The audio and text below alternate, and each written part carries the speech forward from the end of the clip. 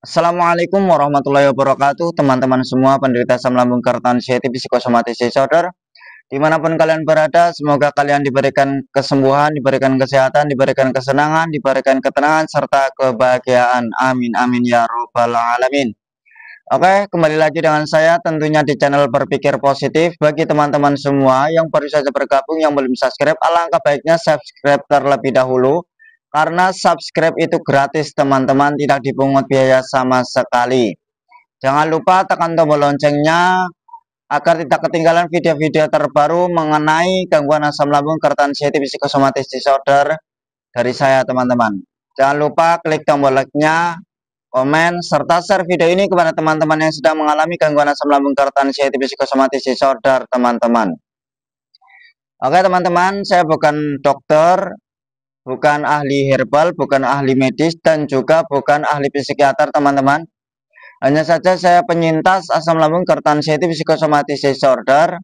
Dan kali ini saya ingin membagikan suatu pengalaman ketika saya terkena gangguan asam lambung keretan sensitif psikosomatis disorder dulu teman-teman. Jadi semak video ini, jangan di-skip agar tidak gagal paham, agar tidak salah paham teman-teman. Oke teman-teman, kali ini saya akan membahas tentang sensasi ulu hati sakit, dada sakit teman-teman. Oke teman-teman, memang bagi penderita asam lambung keretan sensitif psikosomatis disorder, tentunya banyak sekali sensasi-sensasi yang mendatangi, yang menghampiri. Bisa dikatakan 1001 sensasi. Tapi tenang teman-teman, bahwa apapun sensasinya bagi penderita asam lambung keretan sensitif psikosomatis disorder, itu tidak berbahaya teman-teman. Itu tidak berbahaya. Kenapa sensasi itu muncul? Karena pola pikir penderita anxiety disorder itu selalu cemas, khawatir, was-was, takut, dan gundah gulana. Maka sensasi itu tetap akan datang. Dan itu pun tidak berbahaya teman-teman. Ketika sensasi itu datang, maka yang perlu kalian lawan atau yang kalian atasi, yaitu kalian belajar masa bodoh. Belajar bodoh amat dan cuekin. Jangan merasa-rasakan sensasi, jangan mengait-ngaitkan sensasi dengan penyakit berat atau penyakit kronis teman-teman. Karena itu tidak ada hubungannya teman-teman. Maka enjoy saja, jangan dipikir, jangan dibikin panik teman-teman. Yang kalian alami, tentunya saya pernah mengalami teman-teman dulu. Dan alhamdulillah sekarang sudah sembuh teman-teman. Alhamdulillah 1 bulan saya sembuh. Tanpa obat, tanpa herbal. Tapi saya pernah mengonsumsi obat dan juga herbal di bulan pertama dan bulan kedua teman-teman. Teman-teman semua, yang kalian alami, itu saya mengalami teman-teman. Sensasi kelingan, kepala berat, telinga berdenging, mata buram, leher menegang, ulu hati sakit, dada sakit, di bagian kiri sakit, di bagian kanan sakit, jantung berdebar-debar, ngos-ngosan, gampang capek, gampang lelah, tremor, kebas, les-lesan, piar-piaran, kayak ngambang, kayak nyata dan tidak nyata, keringat dingin, semutan di area tangan, pinggang sakit, terus sering sendawa, mudah lapar, mudah kenyang, terus sering mengeluarkan gas, terus kepala sama kaki itu wah keringet dingin dari ujung kaki sampai kepala itu keringet dingin, piar-piaran, sama sering kedutan itu teman-teman. Dan banyak sekali sensasi-sensasi seperti cemas, takut, was-was, gundah gulana. Tuh, jadi gini teman-teman, ketika sensasi itu muncul, kalian itu berlatihlah masa bodoh. Dan apa yang saya sebutkan tadi, sensasi yang saya sebutkan tadi, itu tidak berbahaya teman-teman. Kalau kalian nggak percaya bahwa itu baik-baik saja, coba kalian sekali-kali periksa, nemuin dokter. Kalau nggak percaya, paling di sana didiagnosa oleh dokter, ujung-ujungnya asam lambung. Ketika sensasi yang kalian ceritakan ke dokter, itu ujung-ujungnya dokter akan mendiagnosa karena pikiran ngaco, pikiran kemana-mana, sama mentalnya itu nggak kuat. Tentunya pasti akan dirujuk ke psikiater. Itu pengalaman saya, teman-teman. Itu.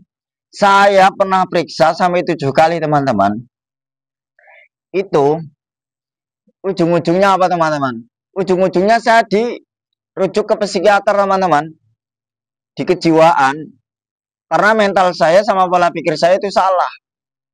Kalian kalau nggak percaya, silahkan. Kalian mau periksa sampai 100 dokter, pasti kalian cuma didiagnosa oleh dokter hanya di gangguan mental sama pola pikir. Maka kesembuhan dari gangguan asam lambung GERD anxiety psikosomatis disorder, teman-teman, itu kuncinya di pola pikir. Sama mendobrak mental yang acak-acak, sama mendobrak mental yang lemah. Caranya gimana? Ya caranya bersikap masa bodoh. Bersikap bodoh amat. Itu tidak berbahaya. Makanya ayo kalian bangkit, teman-teman. Kalian harus merubah mindset kalian, mengubah pola pikir kalian agar tidak kemana-mana alias tidak ngaco. Karena sensasi datang itu dikarenakan pola pikir kita yang terlalu ngaco, teman-teman. Ayolah bangkit, teman-teman. Itu. Jangan menuruti rasa was-was, jangan menuruti rasa takut, jangan menuruti khawatir, teman-teman. Yang ditakuti itu semua bisa dilawan, teman-teman. Takut dengar ambulan, takut dengar burung di malam hari, takut keluar rumah, takut di keramaian, takut di kesepian, takut di sore hari, takut di malam hari, takut mau tidur. Ketika tidur itu susah sekali, ketika sudah tidur itu gampang terkejut, mimpi buruk, mudah terbangun, ketika bangun tidur takut, was-was, cemas, gundah gulana. Terus kemudian apalagi dengar orang sakit, sensitif, apalagi dengar orang yang meninggal. Itu yang ditakuti kan, teman-teman. Itu semua itu nggak ada hubungannya, teman-teman. Nggak ada kaitannya dengan kalian. Lah, salah satu-satunya itu kalian mendobrak mental kalian. Mendobrak mental ecek-ecek kalian, teman-teman. Ayolah bangkit, teman-teman. Kalian pasti bisa. Kalian pasti bisa. Lah, bagaimana cara mengalihkan pikiran ketakutan itu? Ya kalian sering melakukan aktivitas yang menyenangkan. Kalian juga mau melakukan metode-metodenya, jalan-jalan pagi, sama melakukan berjemur. Juga menjaga 3P-nya, pola pikirnya dijaga, pola makannya dijaga, dan pola hidupnya dijaga, teman-teman. Itu obatnya ini di pola pikir kalian. Nah, bagaimana cara mengatasi ketika sensasi ulu hati sakit dan dada sakit? Kalian ketika di dada sakit itu dikarenakan apa, teman-teman? Karena itu ada asam lambung yang masih membekas. Nah, kalian cukup memperbanyak air hangat. Juga ya sedikit demi sedikit. Kalian itu harus beranikan diri keluar bangkit, jalan-jalan pagi, melihat pemandangan-pemandangan indah. Agar apa? Agar kesenangan itu diraih kembali, kesenangan itu datang, kebahagiaan itu datang, hormon endorfin sama serotonin itu datang. Maka ketika kalian mengalami ulu hati sakit, dada sakit, kalian nggak ke-trigger, kalian nggak bikin cemas. Karena itu permainan anxiety, teman-teman. Sensasi itu datang karena pola pikirnya yang terlalu menegang, sehingga memicu kepada sensasi-sensasi. Jadi solusinya ketika ulu hati sakit, dada sakit, perbanyak minum air hangat, makannya ya juga teratur, jangan begadang dulu, teman-teman. Begitu. Tetap lakukan aktivitas yang menyenangkan.